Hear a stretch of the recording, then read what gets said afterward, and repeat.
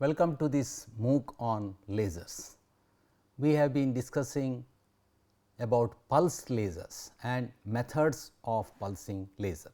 Today we will discuss Q switching, which is one of the widely used technique for pulsing lasers, particularly to get high energy pulses of short duration.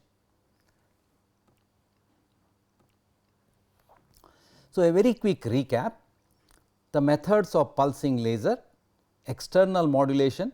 So, we discussed this in the last lecture, gain switching and loss switching.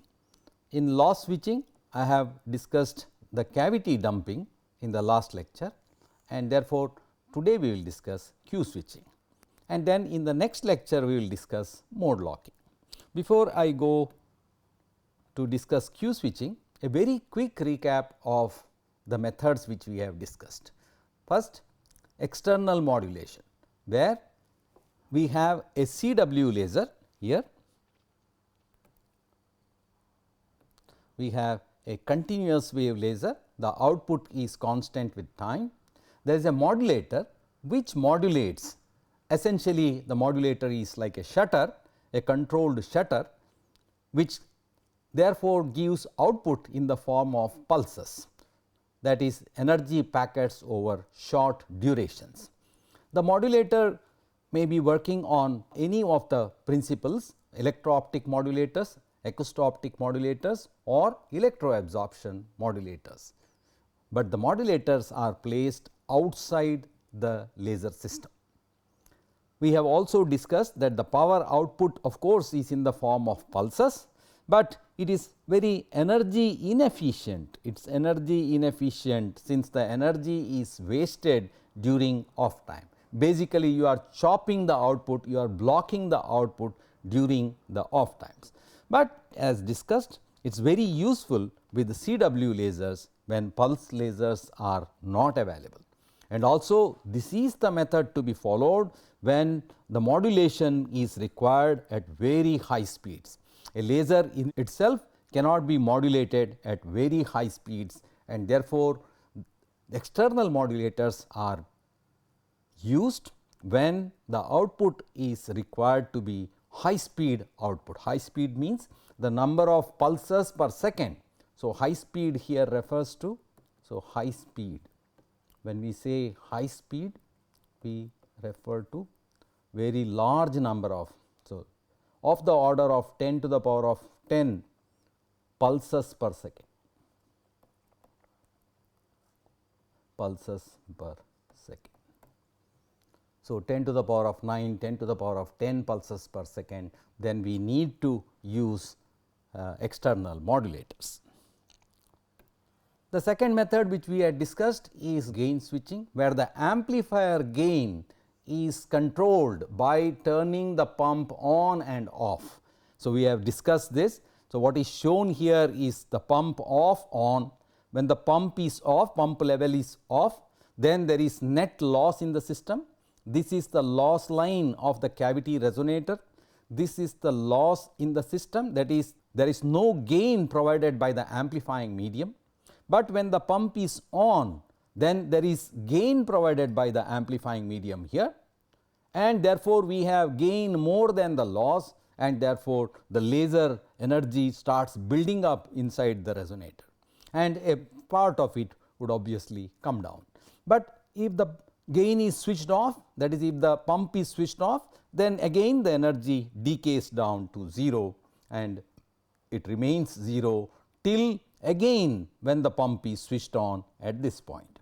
Therefore, the rate at which the pulses come out is determined by the rate at which the pump is switched on and switched off. The pulse duration is determined by the duration over which the pump is on.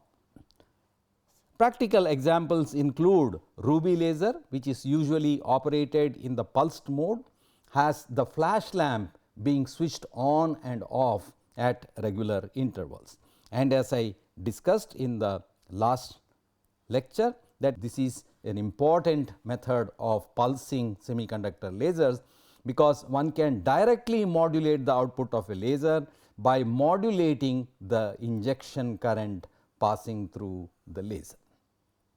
So, this is gain switching is a very important technique. Then we said loss switching. In loss switching there are two methods which are used, cavity dumping and Q switching. In the last lecture we discussed cavity dumping, which is very easy to understand if we consider an analogy of a bucket here with flap which could be opened. So, let us say there is a flap and we could open this flap like this. So, there is a tap through which water continuously drops into this, and when the bucket is full, when the bucket becomes full, then if we just open the flap, then the entire water content from the bucket will be emptied, and then again close the flap so that water again accumulates in the bucket. So, similarly in the case of cavity dumping, so it is just like dumping the water. If you open the bottom, that means you are dumping the water there. So, it is the energy stored in the cavity is suddenly dumped by changing the output mirror transmittance, and today we will discuss Q switching.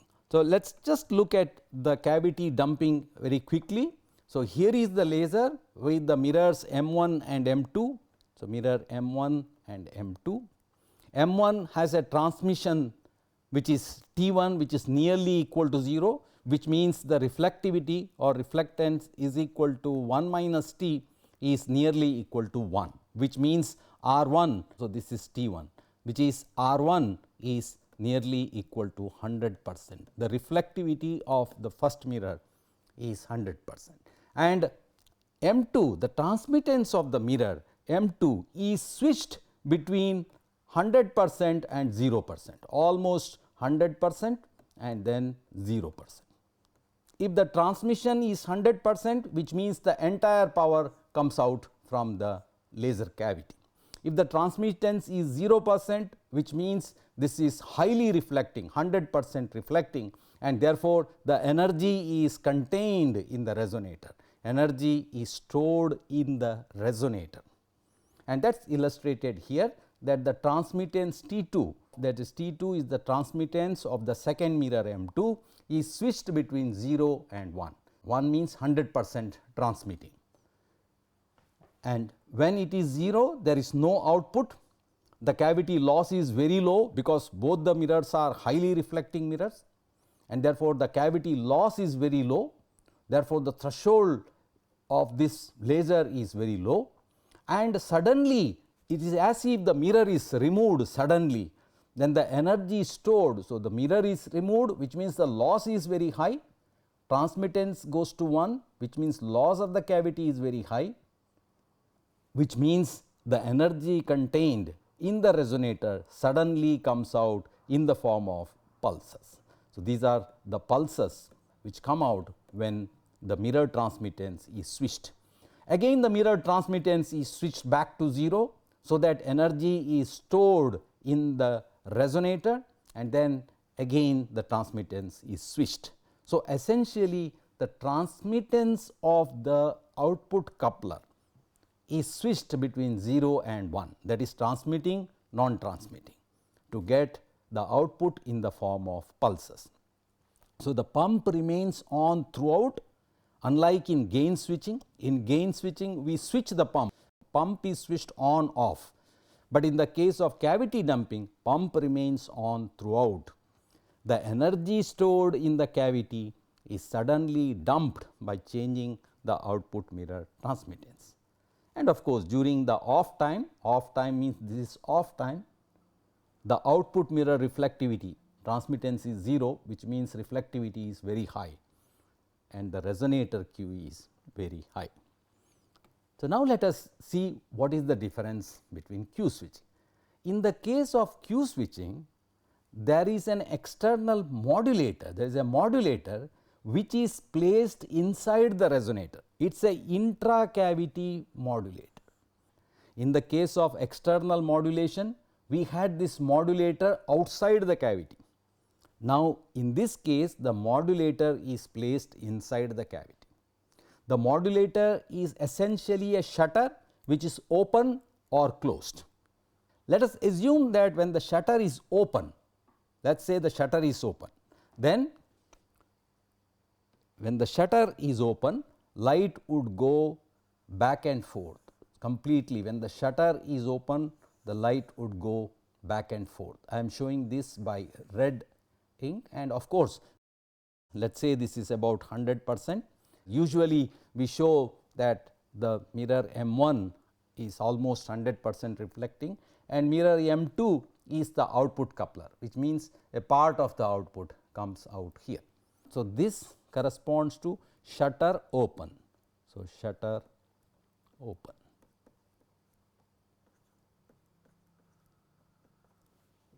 Laser beam building up inside the resonator and a part of the laser beam coming out. Suppose the shutter is closed. So, when the shutter is closed, let me show this with the bluing. So, shutter closed, shutter closed.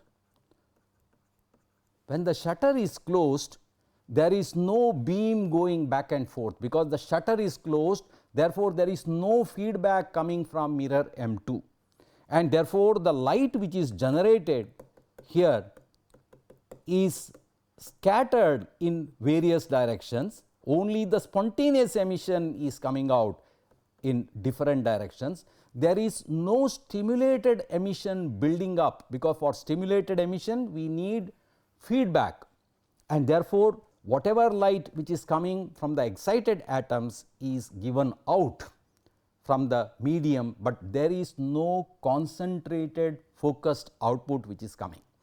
Second point, when there is no feedback, the atoms in the excited state lead to a very large amount of population inversion. So, this is let us say N2 and this is N1, the ground state. Then we have very large number of atoms here in the excited state, and the population inversion, that is the extent of population inversion, delta n is equal to N2 minus N1 is very high, is very large, because this is not being depleted. There are some atoms of course which will get de-excited, giving out spontaneous emission, but there is no stimulated emission which is depleting the atoms, and therefore, delta n remains high when the shutter is closed. Now, assume that the shutter is closed, that is the modulator is closed, then delta n is very large. Suddenly the shutter is opened, then some of the photons which travel towards M2 will be reflected back, and as they pass through the medium with very high levels of population inversion, they will build up rapidly, and therefore, they build up very rapidly inside the laser resonator, and a part of the light would be given out. Now, when the shutter is closed, again there will be no output, and now that is illustrated by this graph here. So, what happens is the modulator, T stands for transmittance of the modulator. So, transmittance of the modulator. So, if the transmittance of the modulator is 0, then the cavity loss is very high, because there is no reflection coming from the mirror M2. Therefore, R2 is very small, reflectance or reflectivity of this mirror is very small, and therefore, the loss is very high, cavity loss is very high. When the transmittance of the modulator is 0, which means when the shutter is closed, then the cavity is a poor Q cavity, low Q, Q standing here for quality factor. So, maybe I should have mentioned this earlier itself. So, it is the quality factor of the resonator. We have discussed this property, quality factor of the resonator. So, when the shutter is closed, quality factor is very low, and when the shutter is open, then the resonator becomes very low loss resonator, and therefore, the quality factor of the resonator becomes very high. So, essentially Q switching refers to switching the quality factor from a high value to a low value. So, this is high to low. The quality factor is switched between high and low. How do we do that? If the shutter is closed, I repeat again, if the shutter is closed, then there is no reflection coming from the mirror M2, and therefore, it is as good as the reflectivity of M2 is very low, which means the resonator is highly lossy, which means the quality factor is low. If the shutter is open, it is as good as there is no modulator in the cavity. We have two highly reflecting mirrors, one is 100%, other is let us say 98%. Then the quality factor of the resonator is high, and therefore, a huge amount of energy will be built up inside the resonator. Now, the difference between, before we go to the difference, let us look at this curve.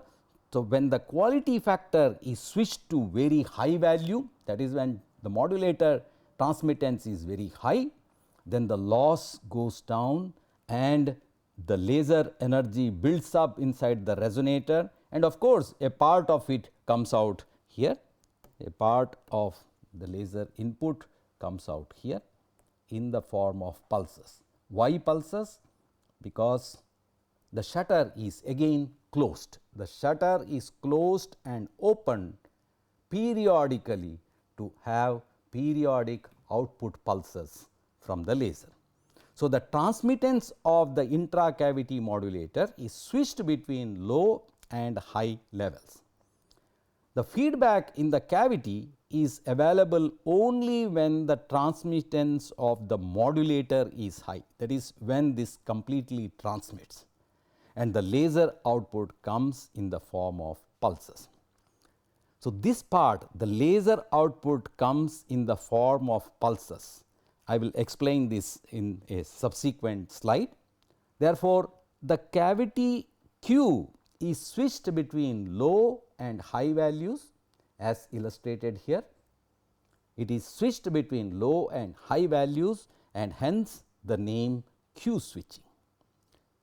So, what is the difference between Q switching and cavity dumping? Let us have a look at cavity dumping. In the case of cavity dumping, the energy was stored inside the resonator when the transmittance was 0, which means the reflectance of this mirror is nearly 100%, the energy is stored inside the resonator. And when the mirror transmittance suddenly switched to 1, which means the reflectivity became 0, the laser output came as a flash from the mirror 2. So, the energy was stored in the resonator, which comes out. Now, let us look at Q switching. In Q switching, the energy was stored in the amplifying medium in the absence of a feedback. When the shutter was closed, there was no feedback and building up of radiation inside the resonator, because the pump is continuously on, pump remains on throughout, as in the case of cavity dumping, and therefore, the energy was stored in terms of a heavy population inversion, a built up population inversion, very large population inversion, and suddenly when the shutter is opened, the population inversion is depleted by the feedback which comes out, and that results in an output pulse. So, in this case, the energy was stored in the medium in terms of population inversion, whereas in the previous case the energy was stored in the resonator because of high reflectivity of the mirrors. It is as if the generated energy is not allowed to come out, and then it is suddenly allowed to come out. The photons were already generated, the light energy was already generated, but it was confined here. In the case of Q switching, the photon energy, light energy was not generated here because there was no feedback. When I say light energy, I am referring to energy by stimulated emission. Spontaneous emission is always there, that is what I have shown here with the blue arrows. The spontaneous emission, which is in small number compared to the stimulated emissions, is always present, but at the output there is no light coming because the shutter is closed. This is the distinction between Q switching and cavity dumping, although both of them qualify as loss switching techniques. A comparison which is again shown here side by side. So, see the comparison here, the transmittance of the second mirror is what is modulated, switched between 0 and 1. Accordingly, the cavity loss is switched, and accordingly we have a pulse output which comes out. In the case of Q switching, there is an intra cavity modulator where the shutter is switched on and off, that is shutter is presence and removed, that is the transmittance of the shutter is modulated. The mirror reflectivities remain constant. Here the mirror reflectivity of the second mirror is what is modulated, and therefore, the cavity loss gets modulated and we get a pulsed output. The methods look similar. In one case, the energy is stored in the resonator, inside the resonator here because of 100% reflecting mirrors. In the other case, the energy is stored in the medium in terms of population inversion. Let me summarize therefore. So, that is the summary slide which I had shown earlier. In cavity dumping, energy stored in the cavity is suddenly dumped by changing the output mirror transmittance. During off time, the resonator Q is very high. Off means when there is no output, that means the reflectivity of the second mirror is almost 100%, which means the resonator Q is very high. In Q switching, energy is stored in the active medium in the form of very high population inversion. During off time, the resonator Q is very low. Off time means when there is no output. When will be no output there? When the shutter is closed, which means the reflectivity of the second mirror is not seen, and therefore, the resonator is very lossy. So, this is the summary of Q switching and cavity dumping. Both qualify as loss switching, as we have illustrated. In the remaining part of this lecture, I will explain some of the methods of achieving Q switching. Initially, I had not planned, so I will work this out with you. So, methods of Q switching. There are two important methods. One is by using electro-optic modulators. So, using electro-optic modulators.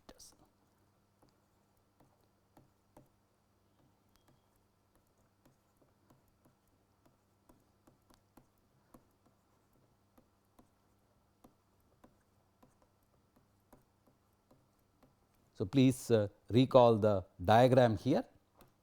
So, I am referring to this modulator here. So, the modulator here could be electro-optic modulator or acousto-optic modulator. These are the two popular methods of using Q switching. So, let me discuss these in brief. Electro-optic modulator. So, this works on the principle that the refractive index of a medium, of certain medium, is proportional. There is a change in refractive index when you apply an electric field. This E stands for electric field, this N stands for refractive index. So, change in refractive index. So, change in refractive index. It could be proportional to the first power of E or second power of E. Accordingly, it is called Pokel's effect or Kerr effect. So, refractive index, and change in refractive index delta n is proportional to the electric field. the applied electric field. So, in electro-optic modulators, so you generally have a crystal. Let me use the blue pen. A crystal with two electrodes. In simple terms, I am illustrating this. So, these are two electrodes and an electric field is applied. Light propagating through this undergoes phase change. There is a phase change because if we apply an electric field, then there is a change in refractive index of the medium delta n. So, delta n leads to a change in phase. So, delta phi, and what we get at the output is phase modulated output. Phase modulated output. Phase modulated output can be converted into intensity modulated output. So, this is converted by use of wave plates and polarizers. It is possible to convert, we will not go into the details, converted into intensity modulation. So, intensity modulation.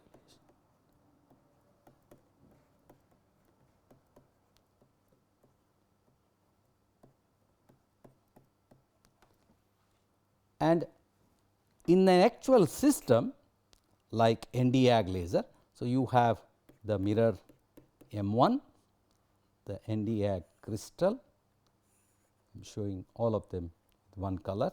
So, here is the electro optic modulator. This could be, in the next example I will show that this is could be acousto optic modulator. So, this is an RF or an electric field. So, RF applied to this, and here is the second mirror. So, generally we take output from one side. So, output comes out through this. Therefore, this reflectivity could be 100% reflecting and this could be 90% or 95% reflecting. As before, when the shutter is closed, there is no feedback. So, this is the electro optic modulator, EO modulator, which acts as a shutter. And typically we can modulate this at speeds of the order of gigahertz, easily of the order of gigahertz rate. We can modulate means we can switch on and off, the shutter close open at the rate of gigahertz, that is 1 billion times per second, and accordingly we get the output here. The second method which is used is by using acousto optic modulators.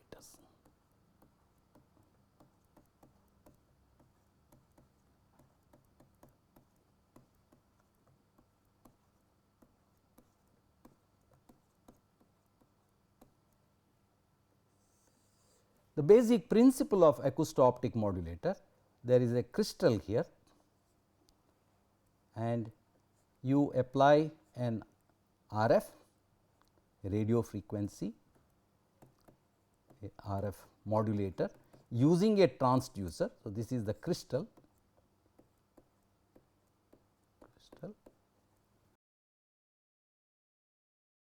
This is a piezoelectric crystal and therefore, the RF leads to mechanical waves traveling through the medium. There are compressions and rarefactions in the medium that leads to a refractive index variation along the medium. So, the RF travels here. So, there are mechanical waves traveling through the medium because the RF is applied to a piezoelectric transducer. So, this is a piezoelectric transducer.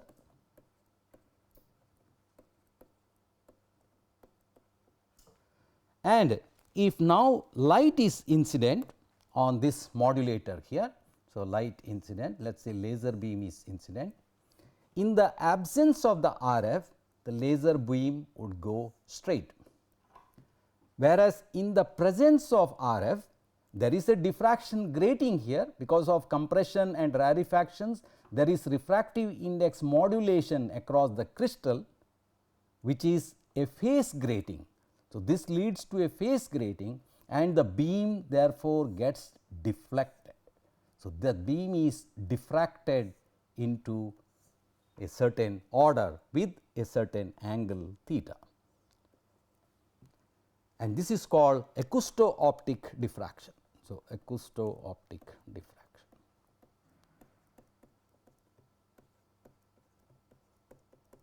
Optic diffraction. We are familiar with the diffraction grating, where we use an amplitude grating. A very quick recap here for about the diffraction grating. Let me show the diffraction grating, in which we have a glass plate which is scribed by a diamond scriber. So, the incident light here sees transparent opaque, a periodic transparent opaque regions here, and that leads to diffraction coming at different orders. So, diffraction coming at the first order, second order and so on. So, this is the 0th order, first order, second order and -1 order, -2 order. So, this is a grating, the normal diffraction grating. This is called an amplitude grating. So, this is an amplitude grating. It is an amplitude grating because the transmission of the grating, the transmission of the glass plate is 0 1 0 1, where you have scribed it, it is opaque and therefore, it does not permit light to pass through. If I zoom this portion, then I have a periodic transmittance which is like this. So, I have plotted the transverse axis x versus transmittance. So, transmittance goes between 1 and 0, 0 or maybe somewhat smaller value. But this is a grating, it is a periodic grating which leads to diffraction into certain orders. So, this is an amplitude grating because transmission, no transmission. This is a phase grating. In contrast, this is a phase grating. Phase grating means instead of transmission 1 and 0, we have higher refractive index, lower refractive index, higher refractive index, lower refractive index, and the phase is proportional to delta n. The change in phase delta phi is proportional to delta n. If we have a refractive index modulation across the grating, then there is a phase variation across the grating, and that is called a phase grating. What we usually have in a laboratory, the so called diffraction grating, is an amplitude grating,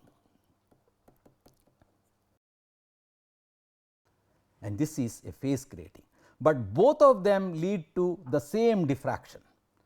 And whenever the RF is applied, whenever we have applied the RF, then there is a grating here and the beam gets deflected completely. It is possible to have complete deflection of the beam to an angle. When the RF is not there, then the beam comes straight forward. Now, how this method is used in Q switching? So, let me show this here. So, we have the same laser, a spherical mirror resonator, let us say housing an Nd:YAG crystal, an Nd:YAG laser, and here is the acousto-optic modulator. So, this is the acousto-optic modulator to which we apply an RF. So, this is the Nd:YAG. Just as an example, I am taking this as the Nd:YAG laser. The pump is of course all the while on, it is a CW pump. The second mirror is here. The mirrors are no change in the reflectivity of mirrors. Let us say this is 100% reflecting and this is 90% reflecting, 90 or 95 or whatever. When no RF is applied, when there is no electric field applied to the transducer here, then the beam goes through and through, that is, there is complete laser beam going back and forth and output coming out. But when an RF is applied, the beam which was coming here is deflected at an angle. Let me use a different color to just show. All right, let me use dark blue color here.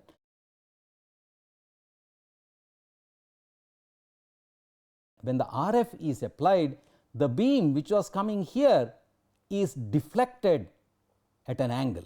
When it is deflected at an angle, after reflection it comes out somewhere else. It does not get into the laser again, and therefore, there is no feedback. So, we have blocked the feedback, which means energy is again stored in the medium.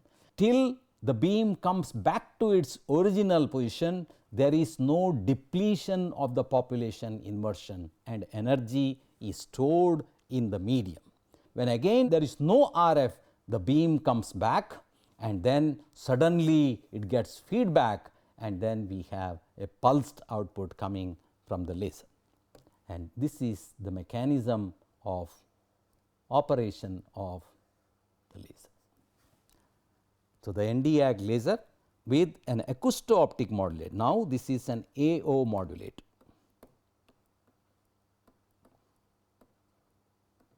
So, I have briefly discussed these two methods of Q switching, one using an intracavity acousto-optic modulator, where the beam is deflected when not required, when we want a low Q, that is when we do not require the energy to build up.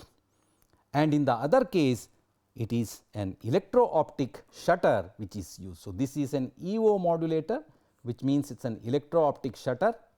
The shutter is switched on and off to switch the cavity Q. So, these are the two techniques which are widely used to achieve Q switching. I want to show one last point. What controls the frequency of repetition of the pulses? Okay, let me show you with the time how the evolution of the population and the pulse energy comes out. So, let me show a diagram here. There are three parameters which I want to show. This axis is time,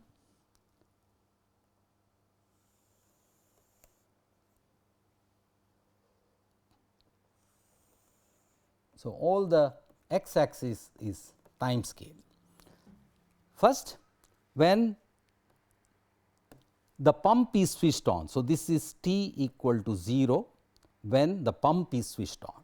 So, in the first diagram, the population starts from a negative value. So, this is 0, I am plotting delta n. So, the population is initially negative. So, please recall that delta n is n 2 minus n 1 before the pump is switched on. At t is equal to 0, pump switched on, pump is switched on.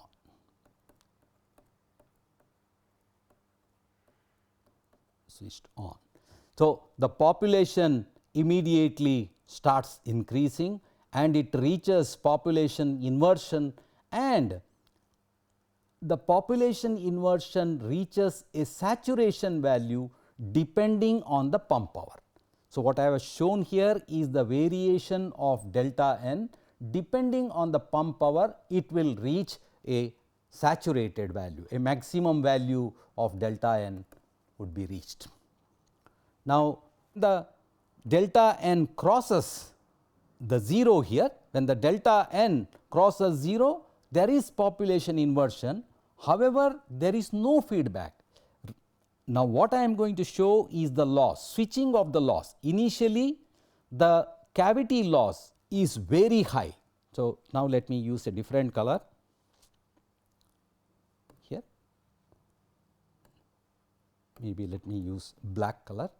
So, here I am showing the cavity loss. So, the cavity loss is kept very high, and therefore, the delta n required will be even higher, the delta n threshold. So, this is 0, the loss, so this is alpha r or the cavity loss alpha r is kept very high, and suddenly it is switched to very low value here. The cavity loss is switched to a low value. If the cavity loss were kept high, then the population inversion would have saturated. Now, look at this, when the cavity loss is switched to a low value at this time, we have a population inversion which is greater than, at very low value, the threshold. I must also show the threshold. Delta n threshold is somewhere here. So, this line corresponds to delta n threshold. So, this is the threshold value, delta n threshold. The population inversion is much above the threshold value, and therefore, immediately the laser will start lasing, and then we have the intensity here. Let me show with the blue. Okay. The laser starts building up here, the output starts building up. So, this is output, laser output. So, intensity I of the laser, I laser. The third curve is I laser, this is loss, the black one is loss, the blue first one is delta n, variation of the population inversion.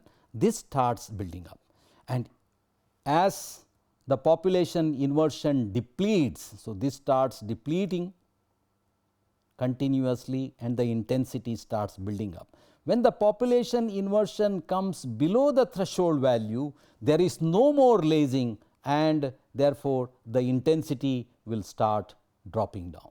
So, the intensity would start dropping down. When the intensity starts dropping down, this will again, the population inversion will again start increasing. We have discussed this in showing the laser dynamics to reach a steady state value. So, the population inversion again starts increasing. Now, if we had kept this loss very low, then this would have gone up, and then it would have had this laser dynamics and finally saturated here, giving out a constant output. But what happens is, at this time, if we switch the laser to a high loss position again, if we switch this to a high loss condition, then the population inversion will start building up again. The population inversion will start building up again and going towards the saturation value here.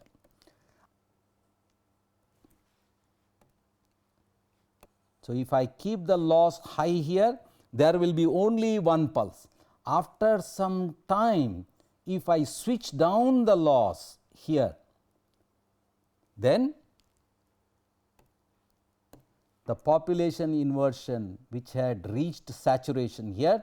So, if I switch down here, then this population inversion will again start depleting, and at this point the pulse again starts generating. So, this was coming down to 0, and then until this point, when the loss is switched down, the intensity again starts going up and then depletes. So, the pulse repetition rate, that is the number of pulses that would come out, is determined by the rate at which the loss is switched between high and low. Suppose I had not switched down this at all, suppose I had not switched down the loss, then if the loss were continuing to be very high, I would have got no pulse here. So, there is a certain flexibility of the duration over which the loss can be switched up and down, that is high value and low value, and that will determine the instant when the pulse starts coming, or the pulse repetition rate is controlled by the rate at which the loss is switched. So, I do not know how much I could make this clear. So, please think over this. There are 3 curves which I have shown. The upper one is variation of the population inversion, and the second one is the loss switching between 2 levels, between high and low. So, this is high loss, so high loss, and this is low loss, and it is necessary that the loss is switched again to a higher value, otherwise the laser will reach steady state oscillation. If the loss is kept low, the laser will reach a steady state oscillation and give a steady output power. If the loss is continuously kept high, there will be no laser output, and therefore, the loss has to be switched between a high value and a low value at appropriate timings, so that we get pulsed output from the laser. The pulse repetition rate is determined by the rate at which the loss is switched between the low value and the high value. However, the pulse width is primarily determined by the material properties, how fast the material responds and how fast the material gets de-excited to give out the pulse. So, in general, the pulse repetition rate in a Q switched laser can be controlled very well, but the pulse width does not vary much with the pulse repetition rate. So, we will discuss in the next class the next method, which is called the mode locking. Thank you.